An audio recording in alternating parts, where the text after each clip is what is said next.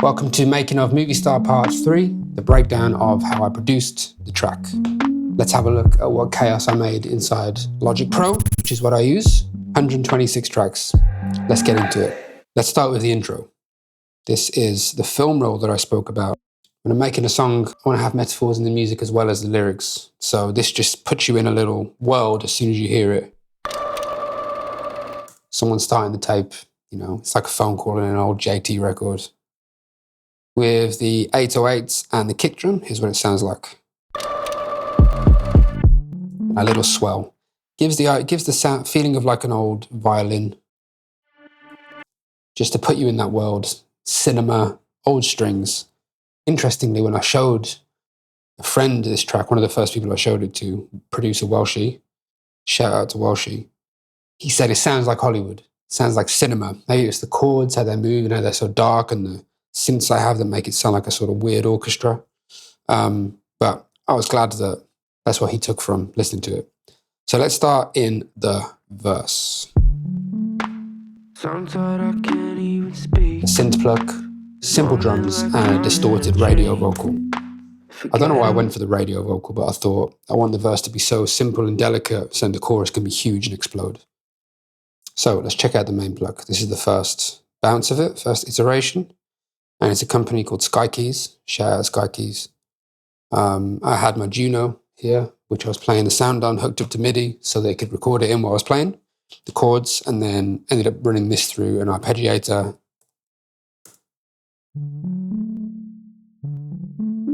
Super cool and simple. I liked how airy and spacious it was. And then I bounced it again, and just added some volume, some multiband, and a bit of surgical EQ, and this weird parallel compression just to give it some mid-range depth. On the first one, I put a widener because I wanted the whole verse to be very much in the middle, but if everything was super mono, it didn't move too much, and the vocal sort of got a little bit buried. And the vocal's quite cut already in its shape. So that with the drums, super simple. Bit of vinyl sound for that old school feeling. And then a little swell here into the movie sample. I found this on YouTube when I started working on the track. And it's just a free sample that a guy gave out of a director yelling, action, and action and cut. And I'd already written those lyrics in. I was like, well, maybe I can find someone shouting it just to put you in the world, put the listener in the world. And it works. Here's the lead vocal. Bit of tuning, bit of EQ, ton of compressors, just because I wanted it to be straight, direct on the mic. High cut to give that radio effect. A little room reverb, some extra compression, a bit of distortion, and a couple swells. The swells sound like this to go with this movie section. Just something in the background to make the vocal sound like it's in that world with everything else. And that's pretty much the verse. It moves on here. Add these two synths in. Just to hug the vocal. It's hugged by the synths, hugged by more synths. And then we're into the chorus. Super simple. No BVs in this. Backing vocals. And then let's get into the chorus.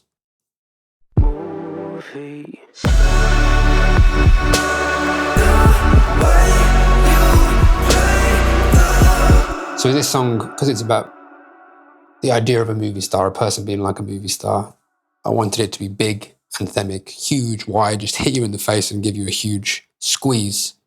Give your ears a huge squeeze. And to do that, it's a bunch of synths. It's these two from the verse. Opening up and moving around. Jupiter, giving some grit. Juno, just some dark pads. And the most important sound was this digital synth I was researching different sounds, and YouTube has a ton of, people making famous sounds. And there was a Labyrinth one. I can't remember what song it's from. And I was like, okay, I'll have a little look. Saved it as a preset. And then months later, I realized I have it. And it's this. I wanted something aggressive, out of tune, distorted, and this is perfect. This is what I had before. And I kept layering synths on top and nothing was giving me that high-end rasp until this.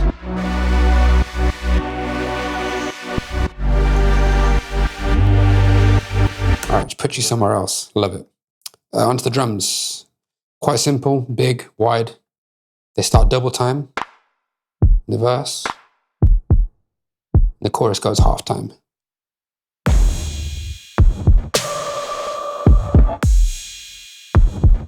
Three kicks doing a lot of the work. A big one to start, and then two sort of little ones, which are more like fills. On a stomp.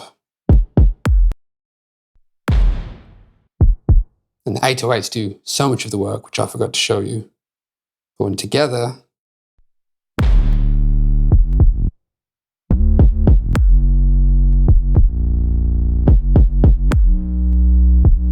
ignore that clipping, I think I fixed that somewhere else. Got two sidechains here because if you don't know what a sidechain is, it enables another sound to prevent another sound from working. So the kick triggers a bit of silence in the 808 for me. So the 808 comes in after, so it goes so they don't clash. And I think I've got kick 2 for sidechain running on some of the synths because I didn't want them to be. I wanted them to be. And the 808s to not clash with the kick.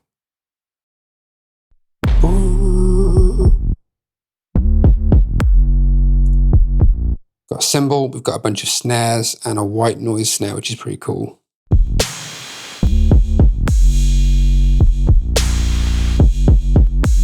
And one of my favorite sounds is this tom. It's all over my music if you've ever heard it. Onto the third part, the vocal. The vocal's quite involved in the chorus. We have the chorus lead. We have this big chorus bounce, which the MOVIESTAR line, that's the moment of the song where it explodes, and I wanted to show that sonically. So we have the MOVIESTAR. I didn't want it to be too musical theatre. It's so high. It'll be hard to make it sound sort of cool without it screaming. So we have this. I wanted to make it basically its own synth.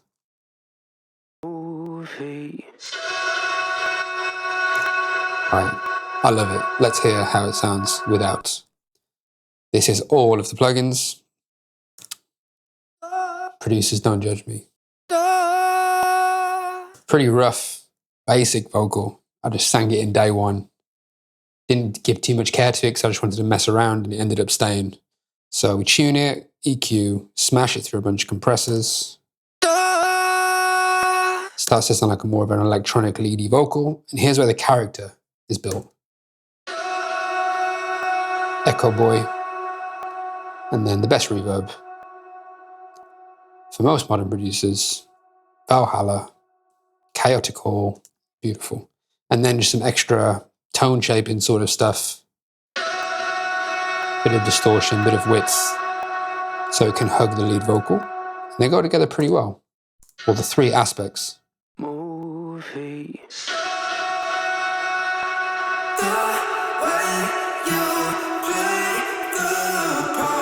And for the lead, again, this is not a typical pop song. It's an experimental explosion. So I wanted the chorus to be just sort of different, more of a layer. Here's what it sounded like: dry. The way you play the parts. Pretty cool. It took me a while to get the flow right because I wanted some lines to be short. The way you play the parts. First three short, second three long went at different iterations of this over a few months of trying it. And then again, tune in, EQ, smash it through a bunch of compressors, bit of brightening EQ here. It sounds more of a lead vocal. OT, T, because it's just amazing. Soothe. Again, I'm going to be judged, but I didn't actually mix this one. Someone else fixed it afterwards. This is all my work, and then I handed it on to somebody else to mix for this song. On the auxiliary buses, we have some reverb, delay, compression, little alter boy, which you can hear.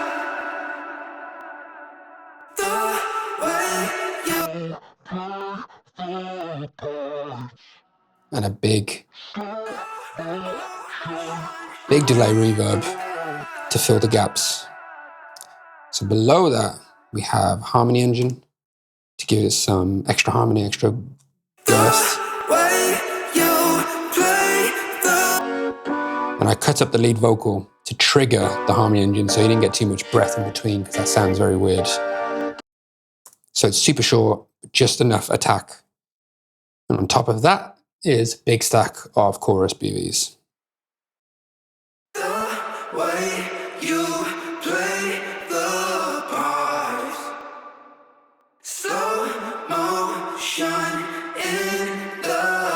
Again, this is just to strengthen the lead, add this weird layer, a different texture.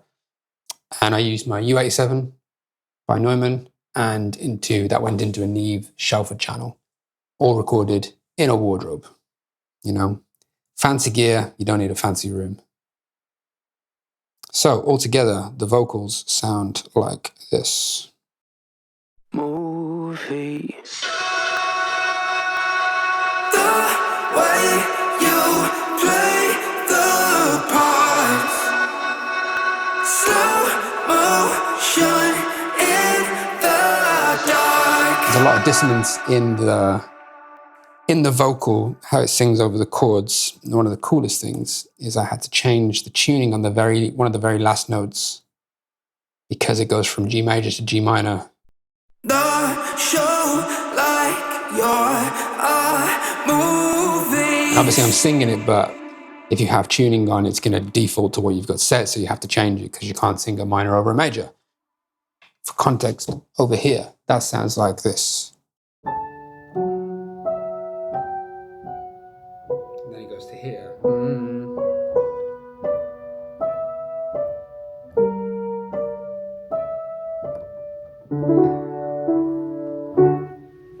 That's my cool little, that's the thing I think maybe the coolest in the whole song. Anyway, chorus comes out into verse 2. Sucks back out.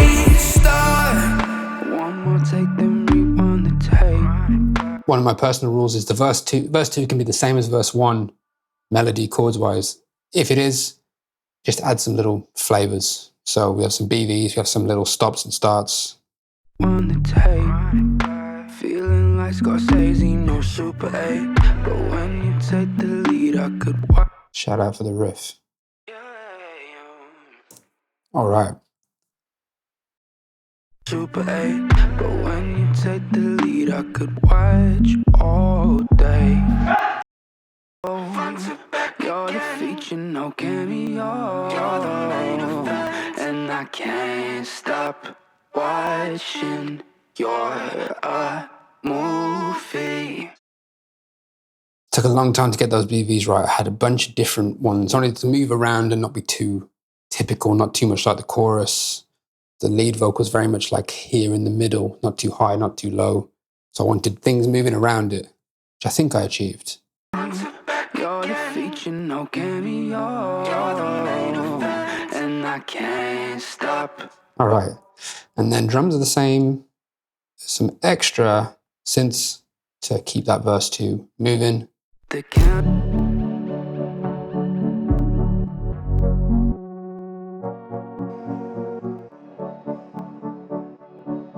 little pluck from the Polymax, which is UAD's synth, and I love it. I think it's great. It's super simple, super intuitive. I'm not being paid to say this yet, hopefully one day. And that goes into the magic switch, Baby Audio, super cool little plugin. Saw Jeff Ellis raving about this the other day, if you know him. And yeah, that's verse 2. And then it goes back into the chorus.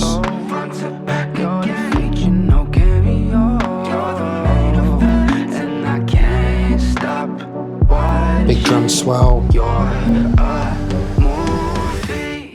Chorus 2, it's not too dissimilar to chorus 1, except there's one big fat synth added on top. Polymax again.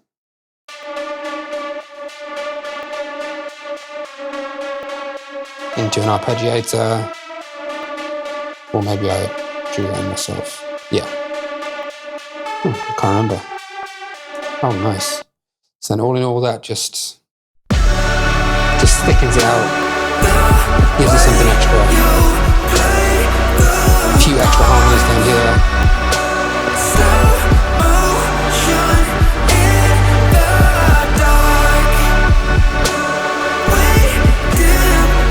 Bit of a cool change, bit of filter down here.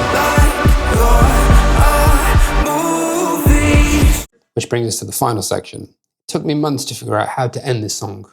I wanted one more chorus at least, because I just love how the song moves through. But I didn't want to sing it exactly the same. I'd experimented with the fade, I experimented with no vocals, drums and vocals, no synths, a ton of different ways. I eventually came up with the same drums, a little stop into this. So we stop singing the lead. We still have the vocoder.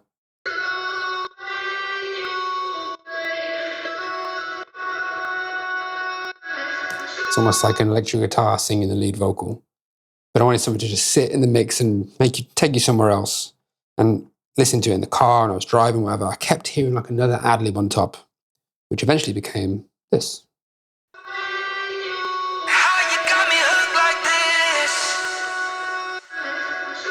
And they both switch sides, if you can see, which is quite cool.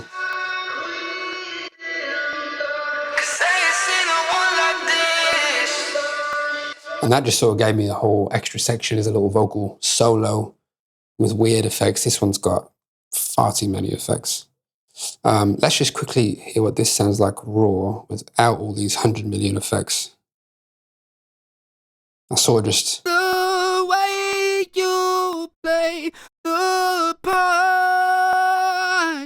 It's so high. It was a struggle, but I thought I'm going to tune it anyway. It doesn't matter. Slow motion in the dark. Very tired voice as well. But it added to that rasping. I had a cold and I was like, you know what? It's going to sound cool and extra dirty. So then all in all, with everything back in,